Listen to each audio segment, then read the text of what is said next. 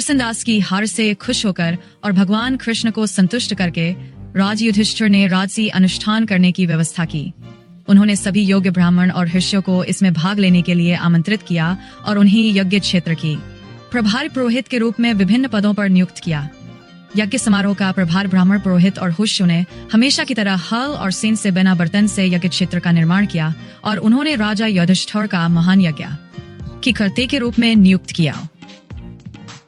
वैदिक रीति रिवाज के अनुसार राजा युधिष्ठिर द्वारा किए गए इस महान यज्ञ में भाग लेने के लिए ब्रह्म, शिव और इंद्र जैसे सभी महान देवता अपने सहयोग या उच्च ग्रह प्रणालियों के प्रमुख देवताओं और साथ ही प्रसिद्ध राजाओं और उनके रानियों के साथ राजा युधिष्ठिर के निमंत्रण पर उपस्थित थे।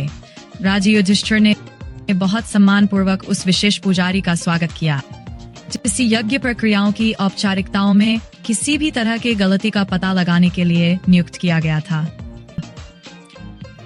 इस कलयुग में ऐसा कोई विद्वान ब्राह्मण या पुजारी उपलब्ध नहीं है, इसलिए ऐसा सभी बलिदान निषिद्ध है। शास्त्रों में सुझाया गया एकमात्र बलिदान श्री कृष्ण मात्र का जाप है। एक और महत्वपूर्ण प्रक्रिया यह है कि इस तरह का बलिदान समारोह की सभा में सबसे ऊंचे व्यक्ति की पहली पूजा की जाती है। युधिष्ठिर की छोटी भाई सात्वता भगवान कृष्ण के पक्ष में बोलना शुरू कर दिया। वो भगवान कृष्ण यदुवंशी के श्रेष्ठतम तथा अपने भक्ति के रक्षक है, इस सभा में सबसे श्रेष्ठ व्यक्ति है, इसलिए मेरे विचार है कि उन्हें बिना किसी आपत्ति के प्रथम पूज्य होने का सम्मान दिया जाना चाहिए। यद्यपि ब्रह्म, शिव, इंद्र जैसे देवती तथा अन्य अनेक महान व्यक्ति इससे सभी में उपस्थित है, फिर भी कोई भी व्यक्ति काल, स्थान, धन, बाल, प्रतिष्ठा, वाद, त्याग अथवा किसी भी दृष्टि से क्षण के बराबर या उनसे बड़ा नहीं हो सकता। दूसरा विचारो।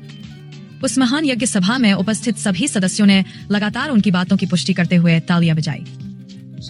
कहने का तात्पर्य यही है कि आपने जो कुछ भी कहा है वो पूर्णतः सही है।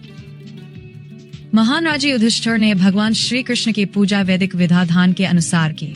उस समय उस भव्य सभा में उपस्थित सभा सदस्य श्रद्धा से हाथ जोड़कर खड़े हो गए और जय जय नामाद नाम का जाप करने लगे। जब सभी ने मिलकर श्री कृष्ण का सुंदर प्रणाम किया, तब आकाश से पुष्प की अद्भुत वर्षा हुई। वहाँ शेषपाल भी उपस्थित था। वहाँ कृष्ण का कट्टर शत्रु था और इसका कई कारण था। विशेषकर कृष्ण द्वारा रुक्मिणी से विवाह कर लेने का कारण शेषपाल पागल हो गया था। कृष्णराज को उस सभा में सर्वोच्च प्रथम पूज्य व्यक्ति चुना गया था और उसने इतना गैर जिम्मेदार व्यवहार किया कि ऐसे लोगों को उसने अपना सारा सौभाग्य खो दिया है। उपस्थित सभी राज बहुत क्रोधित हो गए और तुरंत अपनी तलवार और ढाल लेकर शिशुपाल को मारने के लिए निकल पड़ा। शिशुपाल को मात्रा भी लड़ने के लिए तैयार था। राजस्यों के दौरान लोगों को मारने से बचने के लिए भगवान कृष्ण ने शिशुपाल को वध कर दिया।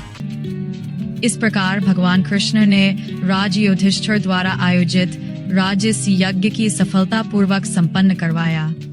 अपने चचेरे भाइयों और रिश्तेदारों के अनुरोध पर उन्होंने कुछ और महीनों तक हस्तिनापुर में निवास किया। देवताओं, पतलक और गंधर्वलोका के निवासियों ने आकाश से पुष्प वर्ष की, साथ ही कई ऋषियों ने भी। हसनपुर की पुरुष और महिलाएं अपने शरीर पर सुगंध और पुष्प ताला लगाकर रंग-बिरंगे वस्त्र पहने हुए थे। वो मालाओं से सजे हुए थे।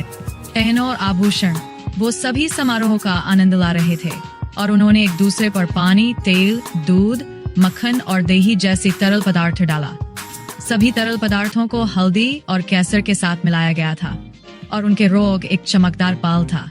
महान समारोह के निरीक्षण करने के लिए कई देवताओं की कई पत्नियां अलग अलग विमान में आई थी और वो आकाश में दिखाई दे रही थी। इसी तरह शाह परिवार की रानियां भव्य रूप से सजा हुई और अग्रक्षक से घिरी हुई आई। राजसी यज्ञ के बाद वैदिक अनुष्ठानिक कर्तव्य होता था जिसे पर्टनसमियाज के नाम से जाना जाता था। ये यज्ञ अपनी पत्नी के साथ किया जाता था और इस राज युधिष्ठिर के प्रहत द्वारा भी विधिवत किया जाता था। राजसी यज्ञ में भाग लेने वाले सभी लोग राज युधिष्ठिर के व्यवहार से बहुत संतुष्ट थे और अंत में वो खुश अपने निवास के लिए चले गए। सभी को चले जाने के बाद महाराज युधिष्ठिर ने भगवान कृष्ण सहित अपने मित्र को जाने से रोक दिया। भगवान कृष्ण राज के अनुरोध को अस्वीकार नहीं कर सकता था, इसलिए उन्होंने युद्धि वंश के सभी वारों को वापस भेज दिया। जैसे कि संबा और अन्य। वो सभी द्वारके लौट गए और भगवान कृष्ण राज्य को प्रसन्न करने के लिए स्वयं वहां रह गए। जब दुर्योधन ने देखा कि महाराज युधिष्ठिर राजसी यज्ञ करके बहुत प्रसिद्ध हो गए हैं और हर तरह से संतुष्ट है, तो वो ईर्ष्या की आग में जलने लगा, क्योंकि उसके मन हमेशा जहरीला रहता था।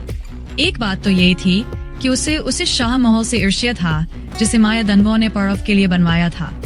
उसे भव्य माहौल में पर्व अपने परिवार के सदस्यों के साथ रह रहे था और रानी रप्ता पर्डव के साथ बहुत शांति से रह रही थी।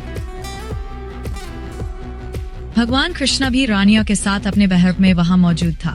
दुर्योधन की ईर्ष्या होने लगा। वहां द्रौपदी की सुंदरता को देखकर विशेष रूप से ईर्ष्याल और कमाक हो गया, क्योंकि पांडव के साथ उसके विवाह के आरंभ से ही उसके प्रति उसका विशेष आकर्षण था। द्रौपदी का विवाह चयन सभा में दुर्योधन भी अन्य राजकुमारी के साथ उपस्थित था। वहां द्रौपदी की सुंदरता से बहुत मोहित हो गया था, लेकिन उस पानी में असफल रहा था। एक बार की बात है, राज युधिष्ठिर राक्षस मायाद्वार निर्मित महल में स्वर्ण सिंहासन पर बैठे थे। उनके साथ उनके 4 भाई और अन्य रिश्तेदारों तथा उनके प्रेम हितैषी भगवान कृष्ण भी मौजूद थे।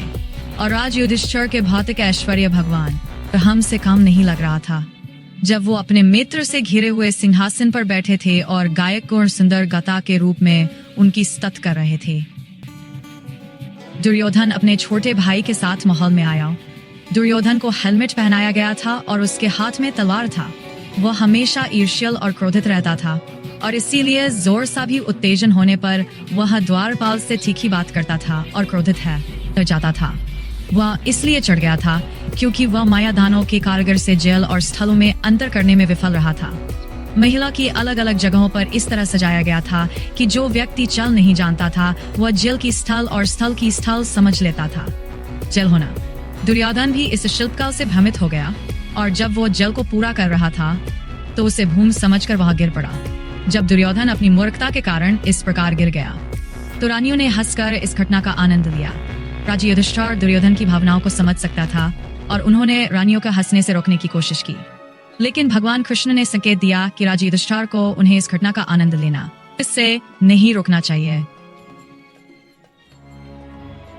कृष्ण चाहते थे कि दुर्योधन को इस तरह से मूर्ख बनाया जाए और सभी लोग उसके मूर्खतापूर्ण व्यवहार का आनंद लें। जब सभी हंसे तो दुर्योधन का बहुत अपमान महसूस हुआ और क्रोध से उसके रोगट खड़े हो गए। इस तरह अपमानित होने पर वो तुरंत महल से चला गया। जब दुर्योधन इतना क्रोधित भाव में चला गया, सभी का इस घटना पर पछतावा हुआ और राजा युधिष्ठिर का भी बहुत दुखा हुआ। ऐसा प्रतीत हुआ कि यह कृष्णा की योजना और इस दुनिया में राक्षस लोगों की बोझ का काम करने का उनकी मशीन का एक हिस्सा था। कृपया भगवान कृष्ण की और भी कहानियों के लिए जुड़े रहे और भगवान कृष्ण की पुस्तक पढ़ें। कृपया सदस्यता लाने नहीं भूलें। धन्यवाद। जय है कृष्ण राधारणी आप सभी का भूले करें।